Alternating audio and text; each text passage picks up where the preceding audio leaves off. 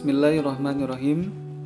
Assalamualaikum warahmatullahi wabarakatuh. Setiap manusia mengharapkan untung dalam hidupnya, untung dalam berdagang, untung dalam usaha, untung dalam bertani dan berkebun, untung dalam bekerja, dan lain sebagainya. Tak ada yang mengharapkan rugi, walaupun pada kenyataannya kerugian bisa datang menghampiri. Dalam kehidupan dunia yang sementara saja, selalu ingin untung. Lalu bagaimana dengan kehidupan akhirat yang kekal selama-lamanya? Adakah yang masih tidak berharap menjadi orang beruntung? Salah satu cara menjadi orang yang beruntung di akhirat adalah dengan bertaubat kepada Allah Subhanahu wa Ta'ala. Jangan sampai kita menyesal membiarkan dosa-dosa bertumpuk dan belum sempat bertaubat kepadanya. Boleh jadi ada dosa-dosa yang kita tidak tahu dan hanya Allah yang tahu. Ada dosa-dosa yang tidak sengaja dilakukan, atau bahkan ada dosa-dosa yang sengaja dilakukan. Maka tidak ada keuntungan dari perbuatan itu kecuali bertaubat kepada Allah Subhanahu wa Ta'ala. Sebagaimana Allah Subhanahu wa Ta'ala berfirman dalam Quran Surat An-Nur ayat 31. A'udzu billahi minasy syaithanir rajim. Bismillahirrahmanirrahim. Wa tubu ila Allahi jami'an ayyuhal mu'minuna la'allakum tuflihun. Dan bertaubatlah kamu sekalian kepada Allah, hai orang-orang yang beriman, supaya kamu beruntung. Sahabat semua yang dirahmati Allah Subhanahu wa Ta'ala, seberapapun besarnya dosa seseorang, selagi mengangkat tangannya dan menghadapkan hatinya kepada Allah seraya bertaubat kepadanya, niscaya Allah ampuni dosanya. Mari kita renungkan kembali sebuah kisah dalam hadis Nabi SAW, yaitu kisah seorang pembunuh bahkan membunuh hingga 100 orang, lalu ia bertaubat untuk kembali kepada Allah Subhanahu wa Ta'ala. Dan pada akhirnya ia wafat dengan mendapat rahmat. Sebagaimana Nabi SAW bersabda yang artinya, Abu Sa'ad bin Malik bin Sinan Al-Khudri radhiyallahu anhu berkata bahwa Nabi SAW bersabda, di kalangan masyarakat sebelum kalian ada seorang laki-laki yang telah membunuh 99 orang. Karena ingin bertaubat, ia bertanya kepada seseorang, di mana orang yang paling banyak ilmunya berada. Ia ditunjukkan kepada seorang pendeta, lalu ia mendatangi pendeta itu. Orang yang mengantar berkata kepada si pendeta itu, ia telah membunuh 99 orang. Apakah ia masih memiliki peluang bertaubat? Pendeta itu menjawab tidak.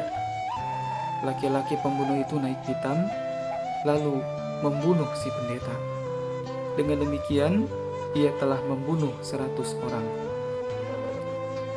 Pembunuh itu bertanya kembali tentang keberadaan orang yang paling banyak ilmunya. Ia ditunjukkan kepada seorang ulama. Sesampainya di tempat ulama itu, orang yang mengantar berkata, ia telah membunuh 100 orang, apakah masih terbuka pintu taubat baginya? Ulama itu menjawab, ya, tidak ada yang menghalangi Allah untuk menerima taubat. Berangkatlah ke daerah ini dan ini, di sana ada kaum yang menyembah Allah. Beribadahlah bersama mereka, jangan kembali ke lingkunganmu, karena lingkunganmu adalah lingkungan yang buruk penuh maksiat. Laki-laki itu berangkat memenuhi nasihat ulama itu. Di tengah perjalanan, ia meninggal dunia. Malaikat rahmat dan malaikat azab bertengkar memperebutkannya. Malaikat rahmat berkata, dia telah datang dalam keadaan bertaubat. Hatinya tertuju kepada Allah, karena itu dia adalah bagianku. Malaikat azab berkata, dia belum melakukan kebaikan sedikit pun, karena itu dia bagianku. Kemudian datanglah seorang malaikat dalam bentuk manusia. Kedua malaikat itu mengangkatnya untuk menjadi penengah. Dia malaikat penengah berkata, "Ukurlah jarak kedua tanah itu, tanah yang mengarah ke tempat pemberangkatan laki-laki yang akan bertaubat dan tanah yang akan dituju. Kemanakah dia lebih dekat, maka laki-laki ini miliknya." Dua malaikat mengukur tanah tersebut. Setelah itu diketahui bahwa si pembunuh lebih dekat dengan tanah yang akan ditujunya. Dengan demikian, malaikat rahmatlah yang berhak mengambilnya. Muttafaqun alaih. Sahabat yang dirahmati Allah Subhanahu wa taala, Imam Nawawi menjelaskan pelajaran-pelajaran hadis tersebut.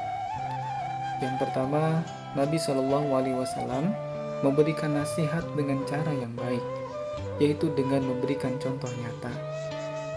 Yang kedua, diperbolehkan berbicara tentang bangsa-bangsa terdahulu selama Islam tidak melarangnya.